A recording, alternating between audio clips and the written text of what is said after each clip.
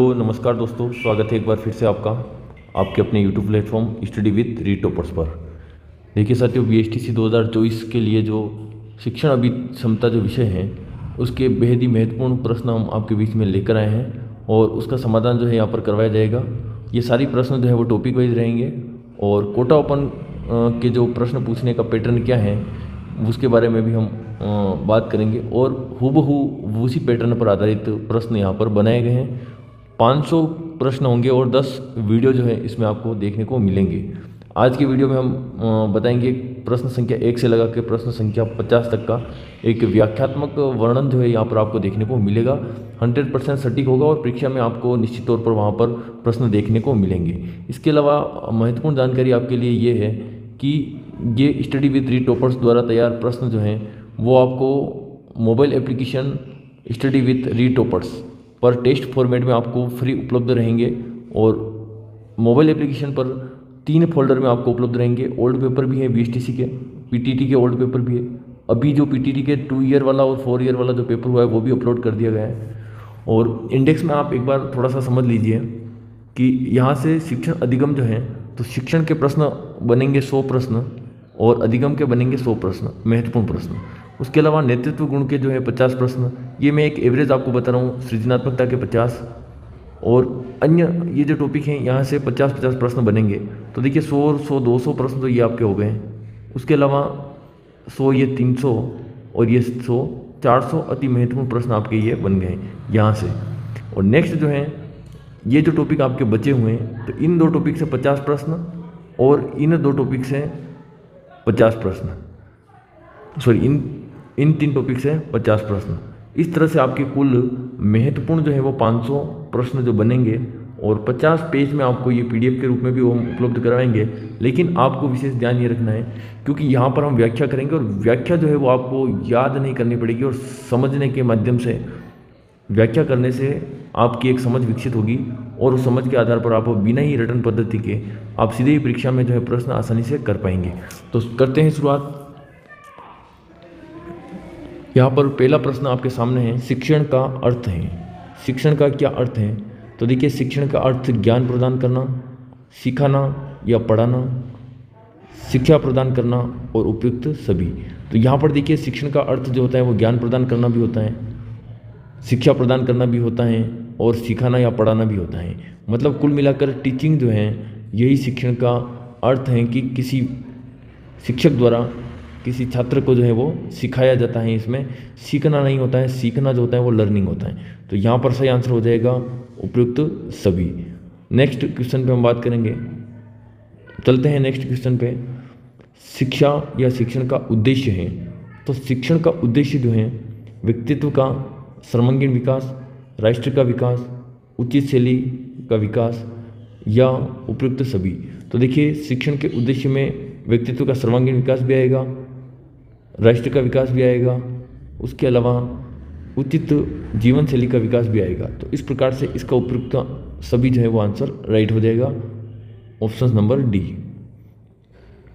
आपको यहाँ पर व्याख्या समझनी है और अगर कोई प्रश्न आपको समझ में नहीं आता है तो आपको ये भी बताना है कि आपके कितने प्रश्न जो है वो सही हो रहे हैं। देखिए हम्प एवं डंकन के अनुसार शिक्षण के चारों चरणों का उचित क्रम क्या है? तो हम्प एवं डंकन ने जो है शिक्षण के 4 चरण दिए थे। पहला चरण था नियोजन, दूसरा था निर्देशन, तीसरा मापन और चौथा मूल्यांकन। तो देखिए हम्प एवं डंकन का जो ये है शिक्षण के अंतर्गत ये चरण कई बार परीक्षाओं में पूछा जाता है। तो सही आंसर हो जाएगा नियोजन, निर्देशन, मापन और मूल्यांकन। तो इसका ऑप्शन नंबर सी सही हो जाएगा। नेक्स्ट देखिए जीवंत शिक्षण किसे कहा जाता है? तो जीवंत शिक्षण का मतलब होता है सजीव शिक्षण, जहाँ पर छात्र और शिक्षक दोनों जो है वो सक्रिय रहते हैं और दोनों के मध्य क्या हो अंतक्रिया। तो यहाँ पर देखिए छात्र सक्रिय शिक्षक निष्क्रिय ये नहीं होगा, शिक्षक सक्रिय छात्र निष्क्रिय ये भी नहीं होगा, छात्र व शिक्षक दोनों निष्क्रिय ये भी नहीं होगा। तो सही आंसर क्या हो जाएगा? छात्र व शिक्षक दोनों के मध्य क्या होती हैं? अंतक्रिया। इसका मतलब दोनों क्या रहते हैं? सक्रिय रहते हैं। तो ऑप्शन नंबर डी इसका सही आंसर हो जाएगा। नेक्स्ट प्रश्न है शिक्षण है। शिक्षण क्या है? एक कला है, एक विज्ञान है, एक कला और विज्ञान दोनों है। तो देखिए शिक्षण जो है वो एक कला भी है और एक विज्ञान भी है। तो सही आंसर क्या हो जाएगा? शिक्षण एक कला और विज्ञान दोनों। तो ऑप्शन नंबर सी जो है सही हो जाएगा। नेक्स्ट प्रश्न पर हम चलते हैं, प्रश्न संख्या 6। निम्नलिखित में से शिक्षण की विशेषता नहीं है, यह अधिगम प्रक्रिया को बढ़ावा देता है। तो देखिए, जब भी शिक्षण होगा तो निश्चित तौर पर अधिगम होगा, तो अधिगम प्रक्रिया को बढ़ावा मिलेगा।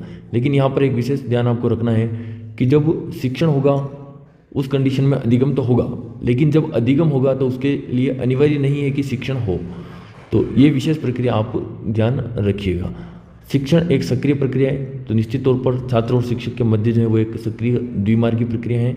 और शिक्षण जो है केवल सामूहिक होता है, तो केवल सामूहिक जो है वो गलत हो जाएगा, क्योंकि शिक्षण जो है वो व्यक्तिगत भी होता है और सामाजिक भी होता है। तो इसका सही आंसर हो जाएगा शिक्षण केवल सामूहिक होता है, यह विशेषता नहीं है। ठीक है, शिक्षण या शिक्षा का प्रकार है। तो शिक्षण या शिक्षा का प्रकार देखिए, औपचारिक, अनौपचारिक, निरौपचारिक या उपयुक्त सभी। तो आप जानते हैं औपचारिक, अनौपचारिक और निरौपचारिक तीनों जो है वो शिक्षण या शिक्षा के प्रकार हैं। औपचारिक शिक्षा जो है वहाँ पर नियम, निश्चित नियम होते हैं, निश्चित स्थान होता है और निश्चित जो है वो समय होता है। निश्चित नियम होता है, निश्चित स्थान होता है और निश्चित समय होता है। जैसे कि विद्यालय हो गया, प्रयोगशाला हो गई, लाइब्रेरी यानी पुस्तकालय हो गया, और अन्य कोई भी ऐसा शिक्षण संस्थान जैसे महाविद्यालय या विश्वविद्यालय। ठीक है, अब यहाँ पर देखिए अनौपचारिक जो है, अनौपचारिक जो होता है वहाँ पर कोई भी नियम, निश्चित कानून वगैरह कुछ नहीं होता है। तो अनौपचारिक शिक्षा होती है घर परिवार में, समाज में, पड़ोस में, पास पड़ोस, घर परिवार, समाज, ये सभी इसके सही आंसर हो जाएंगे। निरौपचारिक शिक्षा जो है वो दूरस्थ शिक्षा यानी ओपन एजुकेशन जो होती हैं, जैसे कोटा ओपन जो है, इग्नू है, कई सारी यूनिवर्सिटी जो है घर बैठकर ही अभ्यर्थियों को जो है वो शिक्षा प्रदान कर रही हैं ऑनलाइन माध्यम से। तो दूरस्थ या यूँ कह सकते हैं ओपन या पत्राचार माध्यम से। यहाँ पर आपको विशेष ध्यान ये रखना है कि घर एवं परिवार जो है वो शिक्षा का अनौपचारिक माध्यम है और विद्यालय जो है वो शिक्षा का औपचारिक माध्यम है। तो यहाँ पर सही आंसर हो जाएगा डी। नेक्स्ट प्रश्न पर हम चलते हैं, औपचारिक शिक्षा का माध्यम है। नेक्स्ट प्रश्न पर हम चलते हैं, अनौपचारिक शिक्षा का माध्यम है। तो देखिए घर एवं परिवार जो है, अनौपचारिक का मतलब हो जाता है जहाँ कोई भी नियम नहीं हो, कोई कानून नहीं हो, कोई निश्चित स्थान नहीं हो, कोई निश्चित समय नहीं हो। इस प्रकार की शिक्षा जो है वो अनौपचारिक कहलाती हैं। तो अनौपचारिक शिक्षा जो है वो व्यक्ति को घर और परिवार से मिलती है, क्योंकि विद्यालय में जो है व्यक्ति को औपचारिक शिक्षा मिलती है। उसके अलावा पुस्तकालय जो है उसमें भी जो है व्यक्ति को औपचारिक शिक्षा मिलती है, क्योंकि वहाँ पर एक निश्चित नियम कानून और निश्चित स्थान होता है। अब दूरस्थ शिक्षा जो है वो निरौपचारिक शिक्षा, मतलब निरौपचारिक शिक्षा ऐसी शिक्षण प्रणाली है जहाँ पर औपचारिक और अनौपचारिक दोनों जो है वो गुणों का मिश्रण होता है। तो यहाँ पर सही आंसर हो जाएगा देखिए ऑप्शन नंबर ए। नेक्स्ट प्रश्न पर हम चलते हैं। नेक्स्ट प्रश्न है विद्यालय हैं। तो भी हमने देखा है कि विद्यालय शिक्षा का क्या है, एक औपचारिक माध्यम, क्योंकि यहाँ पर एक निश्चित समय, नियम और कानून के अनुसार जो है वो शिक्षा दी जाती है। तो सही आंसर हो जाएगा ऑप्शन नंबर ए के। दूरस्थ, ओपन या पत्राचार शिक्षा का कैसा माध्यम है? तो यहाँ पर अभी हमने देखा है कि दूरस्थ, ओपन या पत्राचार जो है वो शिक्षा का, निरौपचारिक शिक्षा का माध्यम है। तो इसका मतलब ऑप्शन नंबर सी जो है वो सही हो जाएगा। उम्मीद करता हूँ आपको ये प्रश्न जो है वो समझ में आ रहे होंगे और हूबहू परीक्षा में, क्योंकि देखिए पैटर्न बिल्कुल फैक्ट वाला है, यहाँ पर फैक्ट वाले प्रश्न आएंगे, कोई भी व्यवहारिक प्रश्न नहीं आएंगे। शिक्षण की अवस्था है, तो देखिए शिक्षण की अवस्थाओं के बारे में मैं थोड़ा सा यहाँ पे आपको डिटेल से एक बार समझा देता हूँ, ताकि आने वाले प्रश्न जो है वो आप सही से कर पाओ। तो देखिए शिक्षण की जो व्यवस्था है या शिक्षण की जो अवस्थाएं हैं, इसमें क्या होता है, शिक्षण की जो अवस्था होती है उसमें मुख्य तौर पर 3 अवस्था होती है। पहली अवस्था होती है पूर्व, दूसरी होती है मध्य, उसको कह सकते हैं अंतःक्रिया अवस्था, और तीसरी अवस्था होती है पश्च या उत्तर क्रिया अवस्था। तो यहाँ पर क्या होता है, यहाँ पर देखिए पूर्व क्रिया अवस्था में शिक्षक जो है वो सक्रिय रहता है। कौन सक्रिय रहता है? शिक्षक सक्रिय रहता है, मतलब घर पर जो पाठ योजना बनाकर लाता है, लक्ष्य और उद्देश्यों का निर्धारण करता है। और अंतःक्रिया अवस्था जो है, अंतःक्रिया अवस्था, उसमें जो है शिक्षक और छात्र दोनों जो है वो सक्रिय रहते हैं। शिक्षक भी रहता है प्लस छात्र भी सक्रिय रहता है। और पश्च या उत्तर क्रिया अवस्था है, उसमें केवल शिक्षक जो है वो सक्रिय रहता है। अब देखिए अंतःक्रिया अवस्था में क्या आएगा, तो यहाँ पर प्रस्तुतिकरण जो है यह भी इसमें आएगा। उसके अलावा प्रस्तावना है, निदान और उपचार है, मतलब एक कक्षा कक्ष की जो गतिविधियाँ हैं वो सारी गतिविधियाँ इसी के अंतर्गत आएगी। शिक्षण विधियों का प्रयोग, शिक्षण सामग्री का प्रयोग, शिक्षण सूत्र और शिक्षण सिद्धांतों का प्रयोग आदि। नेक्स्ट उत्तर क्रिया अवस्था जो है उसमें मुख्य तौर पर आता है एक तो मूल्यांकन आता है, ठीक है, और एक जो है इसमें आता है गृह कार्य। इस प्रकार से देखिए शिक्षण की ये जो मुख्य रूप से जो अवस्थाएं हैं, 3 अवस्था, उन तीनों के बारे में हमने यहाँ पर थोड़ा सा व्याख्यात्मक रूप में पढ़ लिया है। अब यहाँ पर प्रश्न आप आसानी से कर पाओगे, शिक्षण की अवस्थाएं। तो देखिए शिक्षण की तीनों अवस्था होती है, पूर्व क्रिया अवस्था भी होती है, अंतः क्रिया अवस्था भी होती है, पश्च या उत्तर क्रिया अवस्था भी होती है। तो यहाँ पर क्या हो जाएगा, ऑप्शन नंबर डी सही आंसर हो जाएगा। बढ़ते हैं नेक्स्ट प्रश्न की ओर। शिक्षण की पूर्व क्रियाशील अवस्था में कौन सक्रिय रहता है। तो देखिए पूर्व क्रियाशील अवस्था जब भी आ जाए, इसका मतलब यूँ कह सकते हैं अपन, नॉर्मल अपनी भाषा में समझ सकते हैं कि घर पर जो है शिक्षक द्वारा जो काम किया जाता है या कक्षा में आने से पहले जो काम किया जाता है उसको कहते हैं पूर्व क्रियाशील अवस्था। तो यहाँ पर केवल शिक्षक जो है वो सक्रिय रहता है, छात्र सक्रिय नहीं रहता है। और इस अवस्था में मुख्य तौर पर पाठ्य योजना का निर्माण किया जाता है और लक्ष्य और उद्देश्यों का निर्धारण किया जाता है। शिक्षण की अंतःक्रिया अवस्था में कौन सक्रिय रहता है। तो देखिए अंतःक्रिया अवस्था कहलाती है कक्षा कक्ष की अवस्था। कक्षा कक्ष में जो है छात्र भी सक्रिय रहता है और शिक्षक भी सक्रिय रहता है। तो सही आंसर हो जाएगा छात्र व शिक्षक दोनों। यहाँ पर जो है क्या कार्य किया जाएगा, तो यहाँ पर प्रस्तावना पूछी जाएगी, उसके अलावा प्रस्तुतिकरण किया जाएगा और निदान व उपचार का कार्य भी है जो इसी अवस्था में किया जाएगा। नेक्स्ट प्रश्न, मापन व मूल्यांकन शिक्षण की किस अवस्था के अंतर्गत किया जाता है। तो देखिए मापन और मूल्यांकन जो है वो सबसे अंत में किया जाता है। सबसे अंत वाली जो अवस्था है, अंत वाली अवस्था का मतलब है पश्च या उत्तर क्रिया अवस्था। तो पश्च या उत्तर क्रिया अवस्था में मापन और मूल्यांकन किया जाता है। सही आंसर हो जाएगा सी। नेक्स्ट देखिए पाठ्य योजना का निर्माण शिक्षण की किस अवस्था के अंतर्गत किया जाता है। तो पाठ्य योजना का जो निर्माण है वो अध्यापक द्वारा कक्षा कक्ष में प्रवेश करने से पहले किया जाता है। तो इसका मतलब ये है कि पूर्व क्रियाशील अवस्था में पाठ्य योजना का निर्माण किया जाएगा। तो सही आंसर क्या हो जाएगा यहाँ पर, ऑप्शन नंबर ए। नेक्स्ट प्रश्न है विषय वस्तु का प्रस्तुतिकरण। तो देखिए प्रस्तुतिकरण आप कक्षा कक्ष के अंदर करोगे, इसलिए जो है ये अंतःक्रिया अवस्था के अंतर्गत आएगा जहाँ पर छात्र और शिक्षक दोनों जो है वो सक्रिय रहेंगे। नेक्स्ट प्रश्न जो है निम्न में से कौन सा युग्म असंगत है। यहाँ पर देखिए एक युग्म ऐसा है जो गलत है, उसको आपको छांटना है। तो देखिए प्रस्तावना जो है पूर्व क्रियाशील अवस्था, तो देखिए प्रस्तावना का जो क्रियान्वयन किया जाता है वो अंतः क्रियाशील अवस्था के अंतर्गत किया जाता है, अंतः क्रियाशील अवस्था, क्योंकि कक्षा कक्ष के अंदर जो है वो प्रस्तावना प्रश्न किए जाते हैं ताकि छात्र को नवीन ज्ञान के लिए तत्पर किया जा सके, छात्र को विषय के प्रति रुचि उत्पन्न की जा सके और ज्ञात से अज्ञात, पहले ज्ञात प्रश्नों को पूछा जाता है उसके बाद अज्ञात प्रश्नों को पूछा जाता है। नेक्स्ट देखिए उद्देश्य या लक्ष्य का निर्धारण। तो देखिए लक्ष्य या उद्देश्य का निर्धारण कक्षा कक्ष की क्रियाशीलता अवस्था जो है उससे पहले किया जाता है, इसलिए पूर्व क्रियाशील अवस्था ये तो हो जाएगा राइट। निदान व उपचार अंतः क्रियाशील अवस्था। तो देखिए निदान और उपचार जो है कक्षा कक्ष की गतिविधि है, पढ़ाते मतलब शिक्षण अधिगम की प्रक्रिया के दौरान किया जाता है, और मापन व मूल्यांकन है वो शिक्षण अधिगम की प्रक्रिया के पश्चात किया जाता है। इसका मतलब जो है इसमें गलत युग्म कौन सा है, प्रस्तावना पूर्व क्रियाशील अवस्था, क्योंकि प्रस्तावना जो होती है वो अंतः क्रियाशील अवस्था में होती है। तो यहाँ पर सही ऑप्शन हो जाएगा ए। नेक्स्ट देखिए निम्न में से शिक्षण का चर नहीं है। तो यहाँ पर देखिए शिक्षण के चर नाम से एक बिंदु है आपके, तो शिक्षण के चर क्या होते हैं यहाँ पर हम समझ लेते हैं। शिक्षण के मुख्य तौर पर कितने चर होते हैं, तो शिक्षण के 3 चर होते हैं, और तीनों चर जो है वो पहला चर है आश्रित चर, दूसरा है स्वतंत्र चर और तीसरा है मध्यस्थ या मध्य चर। ठीक है, तो यहाँ पर देखिए आश्रित चर शिक्षण प्रक्रिया के अंतर्गत छात्र जो होता है वो शिक्षक पर आश्रित रहता है, इसलिए छात्र जो है वो किस में आएगा, आश्रित चर के अंतर्गत। स्वतंत्र चर में के अंतर्गत आएगा शिक्षक, शिक्षक जो है वो स्वतंत्र होता है शिक्षण प्रक्रिया के दौरान।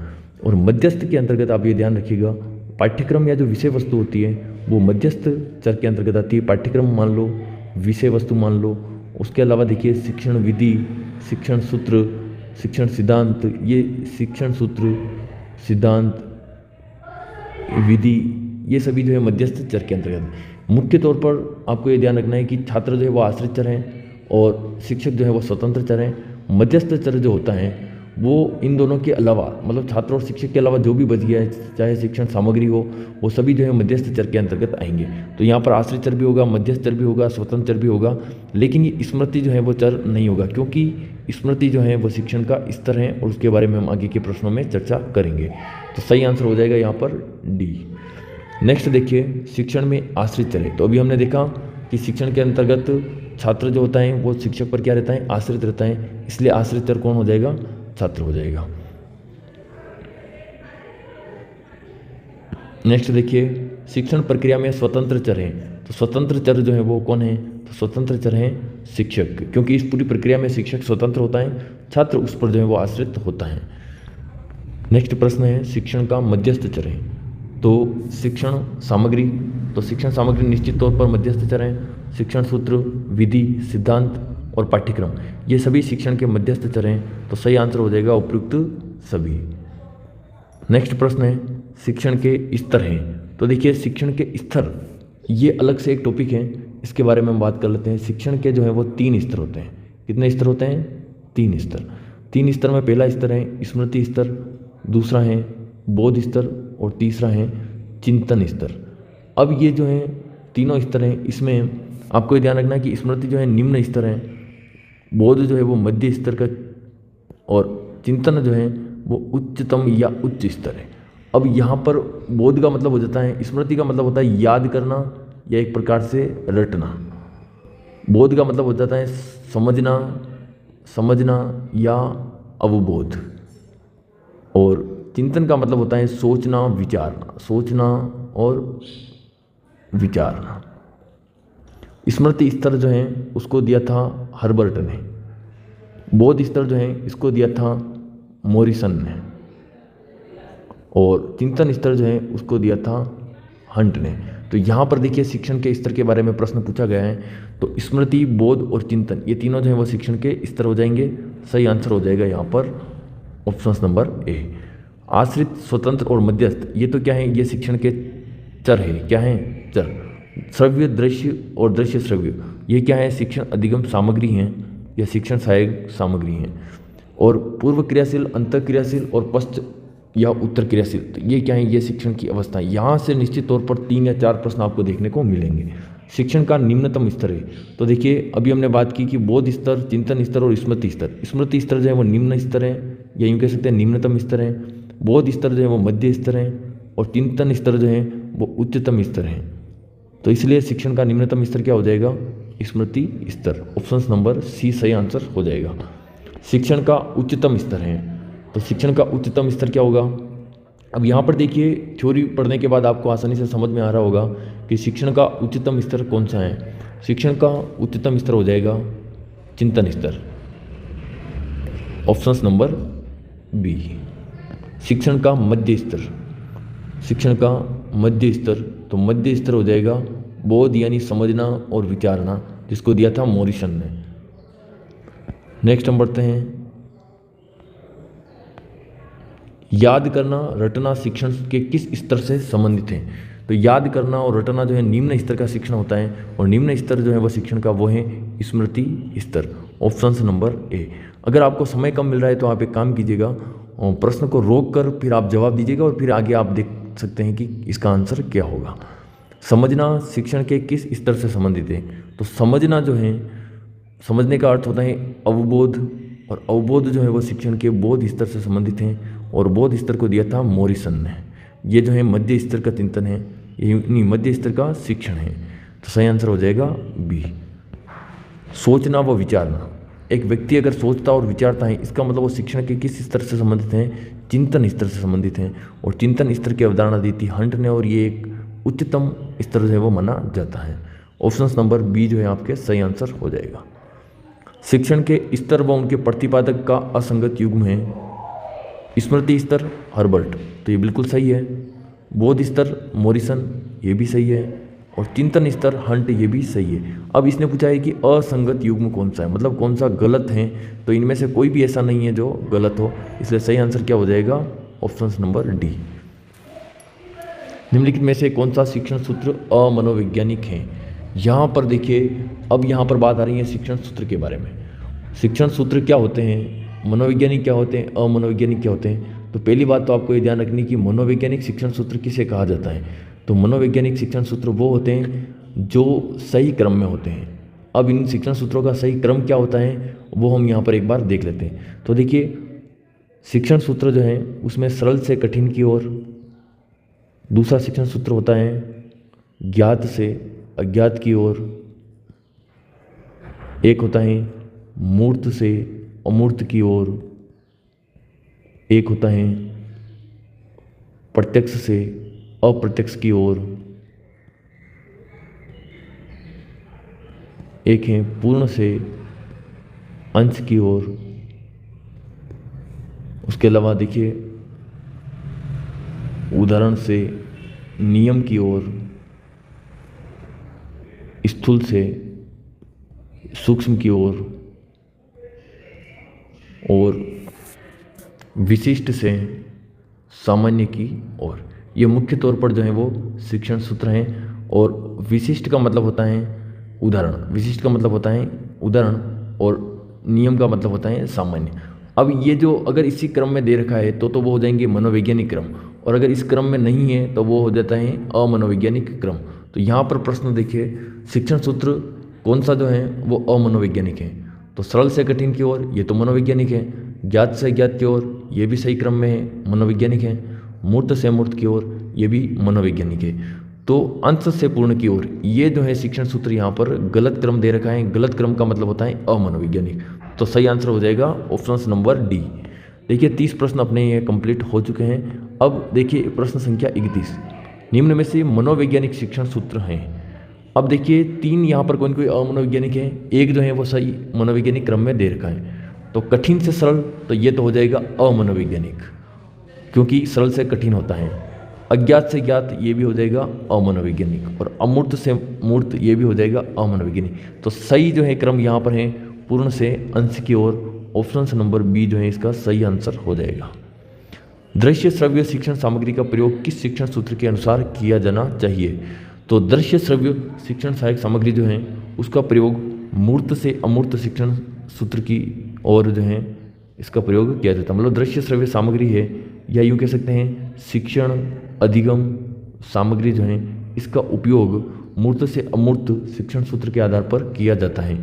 सरल से कठिन की ओर क्या किया जाता है, तो यहाँ पर देखिए प्रस्तुतिकरण जो होता है, विषय वस्तु का प्रस्तुतिकरण, ये सरल से कठिन की ओर सूत्र के आधार पर किया जाता है। ज्ञात से अज्ञात की ओर ये जो है ये किया जाता है प्रस्तावना प्रश्न। प्रस्तावना प्रश्न जो है वो ज्ञात से अज्ञात शिक्षण सूत्र की मदद से या उसका उपयोग किया जाता है। पूर्ण से अंश की ओर पाठ योजना जो होती है उसका निर्माण जो है वो गेस्टाल्टवाद ने दिया था। और गेस्टाल्टवाद जो है, गेस्टाल्टवाद जो है वो ये कहता है, इसको कहते हैं समग्रवाद। मतलब पहले कोई भी चीज़ पूरी बताई जाए, उसके बाद जो है उसको टुकड़ों के रूप में या अंश के रूप में बताया जाए। तो यहाँ पर सही आंसर हो जाएगा ऑप्शन नंबर सी। नेक्स्ट प्रश्न है, प्रस्तावना का निर्माण किस शिक्षण सूत्र के आधार पर किया जाता है। तो मैंने अभी आपको बताया कि ज्ञात से अज्ञात जो है वो शिक्षण सूत्र का प्रयोग किया जाता है प्रस्तावना के समय। सरल से कठिन, कठिन से सरल तो देखिए कोई होता ही नहीं है शिक्षण सूत्र। मूर्त से अमूर्त होता है, लेकिन मूर्त से अमूर्त जो है वो दृश्य श्रव्य सामग्री का प्रयोग किया जाता है। उदाहरण से नियम जो है वो आगमन विधि जो है, आगमन विधि का मुख्य सूत्र है या आगमन विधि का लक्षण है। तो यहाँ पर ऑप्शन नंबर ए जो है वो आपके सही आंसर हो जाएगा।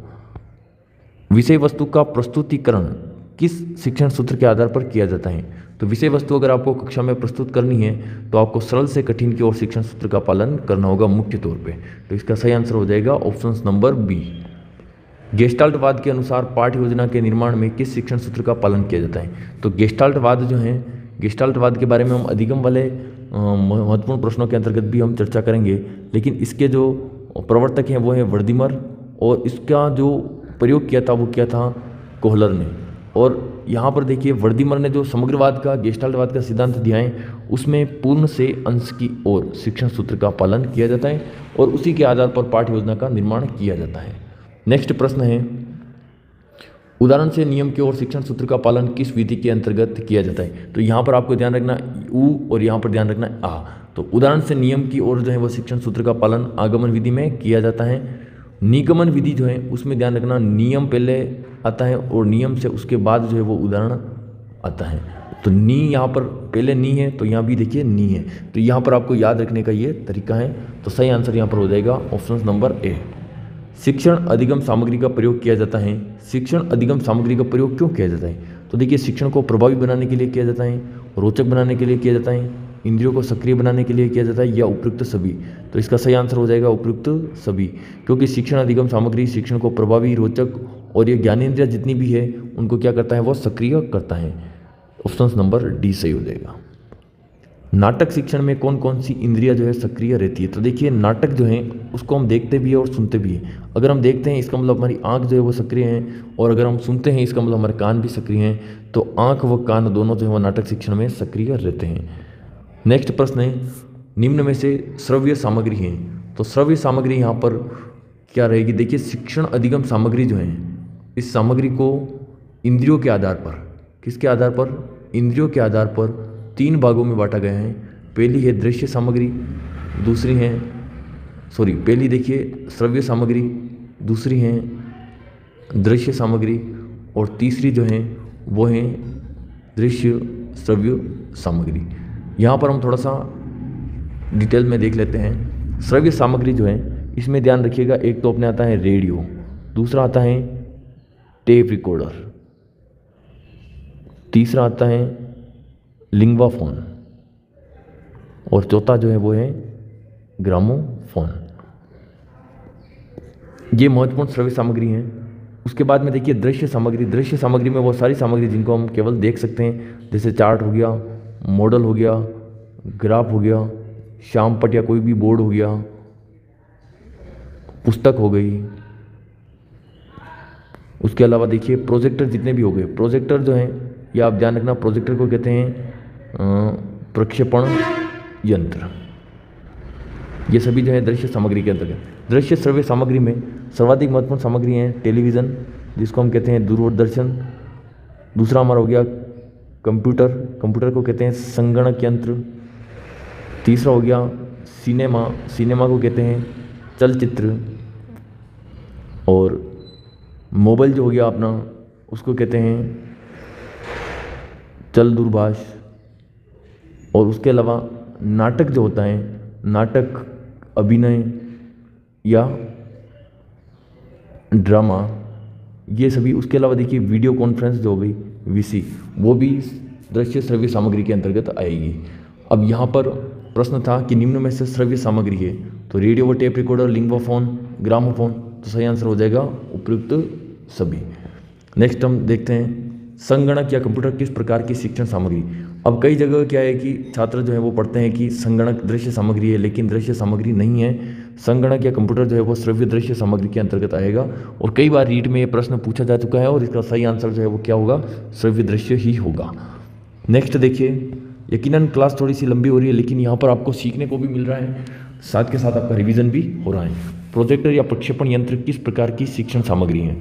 प्रोजेक्टर जो है, जितने भी प्रोजेक्टर आएंगे, प्रक्षेपण यंत्र, वो सारी दृश्य सामग्री है। यहाँ पर प्रोजेक्टर के बारे में हम देख लेते हैं। OHP ओवरहेड प्रोजेक्टर, जिसको सिरोरेखी प्रक्षेपण यंत्र भी कहते हैं। उसके अलावा DLP डिजिटल लाइट प्रोजेक्टर, और एक है मैजिक लैंटर्न। ये सारी जो हैं, इसको मायादीप भी कहते हैं। तो ये सारे जो है प्रोजेक्टर के मुख्य प्रकार हैं, यहाँ से प्रश्न पूछा जा सकता है। तो इसका सही आंसर हो जाएगा प्रोजेक्टर एक प्रकार की दृश्य सामग्री है। नेक्स्ट देखिए, और उसके अलावा यहाँ पर देखिए मैं बता दूं आपको, एपिस्कोप, डायस्कोप और एपीडायस्कोप, ये भी जो है प्रोजेक्टर के प्रकार हैं। नेक्स्ट देखिए, लिंग्वाफोन किस प्रकार की सामग्री है? तो लिंग्वाफोन जो है वो केवल श्रव्य सामग्री है। भाषा प्रयोगशाला जो होती हैं, भाषा प्रयोगशाला, उसके अंतर्गत लिंग्वाफोन का प्रयोग किया जाता है। लिंग्वाफोन का प्रयोग किया जाता है मुख्यतः किसके लिए किया जाता है? शब्द शिक्षण के लिए, या यूँ कह सकते हैं भाषा शिक्षण के लिए। शुद्ध उच्चारण जो होता है, शुद्ध उच्चारण की शिक्षा देने के लिए, इसका प्रयोग किया जाता है। एक प्रकार की श्रव्य सामग्री है। नेक्स्ट देखिए, चलचित्र या सिनेमा किस प्रकार की शिक्षण सामग्री? तो सिनेमा में हम जाते हैं तो देखते भी हो, सुनते भी हैं। तो यहाँ पर सही आंसर हो जाएगा सी। शिक्षण सामग्री व उनके प्रकार का असंगत युग्म है। तो यहाँ पर देखिए असंगत आपको गलत युग्म छांटना है। तो मोबाइल या चल दूरभाष ये दृश्य श्रव्य सामग्री है। हाँ, तो मोबाइल और चल दूरभाष जो है वो दृश्य श्रव्य सामग्री है। टेलीविज़न दूरदर्शन ये भी दृश्य श्रव्य सामग्री है। मॉडल केवल देखा जा सकता है इसलिए दृश्य सामग्री। फिल्म स्ट्रिप जो होता है, फिल्म पट्टिका जो होती है वो केवल दृश्य सामग्री होती हैं, श्रव्य सामग्री नहीं होती हैं, इसलिए ध्यान रखना ये दृश्य श्रव्य सामग्री नहीं है, ये क्या है, केवल दृश्य सामग्री है। इसलिए सही आंसर क्या हो जाएगा, फिल्म स्ट्रिप दृश्य श्रव्य। ये जो है असंगत युग्म है, ऑप्शन नंबर डी। निम्न में से अच्छे पाठ्यक्रम की विशेषता नहीं है। तो पाठ्यक्रम का निर्धारण संशोधन का कार्य जो है किसका है, एनसीएफ राष्ट्रीय पाठ्यचर्या रूपरेखा 2005। और राष्ट्रीय पाठ्यचर्या जो रूपरेखा है उसमें स्पष्ट तौर पर लिखा गया है कि उसका मुख्य गुण क्या है, लचीलापन। जैसे कि कोरोना काल जैसी परिस्थिति में पाठ्यक्रम से 40% या 60% पाठ्यक्रम को कम कर दिया था, ये किस गुण के कारण संभव हो पाया था, लचीलापन के कारण। तो लचीलापन इसकी विशेषता है। शैक्षिक व शैक्षिक उद्देश्यों की पूर्ति ये भी इसकी विशेषता है। और बालक की रुचि व क्षमता के अनुसार पाठ्यक्रम होना चाहिए, ये भी इसकी विशेषता है। लेकिन देखिए जीवनानुपयोगिता, इसका मतलब यहाँ जो है जीवन प्लस अनुपयोगिता। अब यहाँ पर अनुपयोगी शब्द आ गया, इसका मतलब ये जो है सही आंसर नहीं होगा, क्योंकि सही आंसर कब होता, मतलब सही कब होता, जीवन प्लस उपयोगिता होता। और जीवन प्लस उपयोगिता अगर होता तो ये बनता जीवनोपयोगिता। ठीक है, यहाँ पर ओ शब्द ओ उच्चारण आता है, यहाँ पर उ उच्चारण है। यहाँ पर विशेष आपको ध्यान रखना है, जीवन में अनुपयोगिता ये पाठ्यक्रम की विशेषता नहीं है, क्योंकि पाठ्यक्रम तो ऐसा होना चाहिए जो जीवन में, भावी जीवन में आपके उपयोग में लिया जाता है या आपके काम आता है। निम्न में से शिक्षण की विशेषता नहीं है। देखिए यहाँ पर मुझे लग रहा है कि शिक्षण की जगह क्या होना चाहिए, यहाँ पर शिक्षक शब्द होना चाहिए। क्या शब्द होना चाहिए, शिक्षक शब्द। शिक्षक जो है अपनी विषय का ज्ञाता होना चाहिए। बाल मनोविज्ञान व शिक्षा मनोविज्ञान का ज्ञाता होना चाहिए। आदर्श व्यक्तित्व होना चाहिए। तो ये बातें तो बिल्कुल सही है, लेकिन यहाँ पर व्यक्तिगत विभिन्नता की अनभिज्ञता। अब देखिए यहाँ पर क्या लिखा होता है, अनभिज्ञता। अब अनभिज्ञता नहीं होनी चाहिए, उस मतलब अनभिज्ञता का मतलब होता है जानकारी नहीं होना, जानकारी नहीं होना या अनजान होना। तो शिक्षक जो है उसको व्यक्तिगत विभिन्नता की जानकारी नहीं होना, यह शिक्षक की विशेषता नहीं है, क्योंकि शिक्षक जो है वो व्यक्तिगत विभिन्नता का क्या होना चाहिए, ज्ञाता होना चाहिए। क्या होना चाहिए, ज्ञाता होना चाहिए। नेक्स्ट देखिए प्रश्न संख्या 47। प्रश्न संख्या 47, गृह कार्य की विशेषता नहीं है। तो गृह कार्य व्यक्ति में स्वाध्याय का विकास करता है, प्राप्त ज्ञान का स्थायीकरण होता है, अभ्यास होता है। चिंतन व तर्क का अभाव, ये अभाव नहीं होगा, इससे चिंतन व तर्क का क्या होगा, विकास होगा। इसलिए गृह कार्य की विशेषता नहीं है, ऑप्शन नंबर डी। विद्यालयी पाठ्यक्रम का निर्धारण व संशोधन का कार्य कौन करता है। तो देखिए आरटी 2009, एनसीएफ 2005, एनईपी 2020 या क्रियात्मक अनुसंधान। तो पाठ्यचर्या का निर्धारण जो है वो एनसीएफ यानी नेशनल करिकुलम फ्रेमवर्क 2005, इसके द्वारा जो है विद्यालय पाठ्यक्रम का निर्धारण व संशोधन का कार्य किया जाता है। और इससे संबंधित महत्वपूर्ण समिति हैं यशपाल कमेटी। और यशपाल कमेटी जो है उसने एक सुझाव दिया था, शिक्षा बिना बोझ के। ये देखिए नेक्स्ट प्रश्न यही है, शिक्षा बिना बोझ के सुझाव किसके द्वारा दिया गया। तो Ramamurti committee, Krishnamurthy committee, Yashpal committee या उपयुक्त सभी। तो सही आंसर क्या हो जाएगा, यशपाल कमेटी। प्रोफेसर यशपाल की अध्यक्षता में ये कमेटी का गठन किया गया था। शिक्षक का व्यक्तित्व होना चाहिए। तो देखिए यहाँ पर शिक्षक को हम नेता भी मान सकते हैं। एक नेता, विद्यालय का नेता जो होता है वो होता है प्रधानाध्यापक, और कक्षा का नेता जो होता है वो होता है अध्यापक। तो नेता के रूप में या केवल शिक्षक का जो व्यक्तित्व है वो होना चाहिए बहिर्मुखी। ऐसा व्यक्तित्व होना चाहिए जो समाज के साथ आसानी से, अपने छात्रों के साथ आसानी से बातचीत कर पाए। यहाँ पर 50 प्रश्नों की ये महत्वपूर्ण जो श्रृंखला मैंने शुरुआत की है 500 प्रश्नों की, उसमें 50 प्रश्न जो है आज के वीडियो में हमने देख लिए हैं और अच्छी तरह से इनकी व्याख्या भी हमने देख ली, ताकि जो है आपका एक रिवीजन भी हो जाएगा और यहाँ से प्रश्न निश्चित तौर पर आएगा। नेक्स्ट जो है वीडियो में हम शिक्षण के ही 50 अन्य महत्वपूर्ण प्रश्नों के बारे में बात करेंगे। उसके बाद हम बात करेंगे अधिगम के 50 प्रश्न के 2 वीडियो आएंगे, फिर नेतृत्व गुण, ऐसे करके हम सभी टॉपिक पर चर्चा करेंगे। अब यहाँ पर ऐप पर आपको जो है वो निःशुल्क टेस्ट भी उपलब्ध हैं, वो भी आप देवें और अपनी तैयारी को मजबूत करें। मिलते हैं नेक्स्ट वीडियो में, तब तक के लिए जय हिंद जय भारत।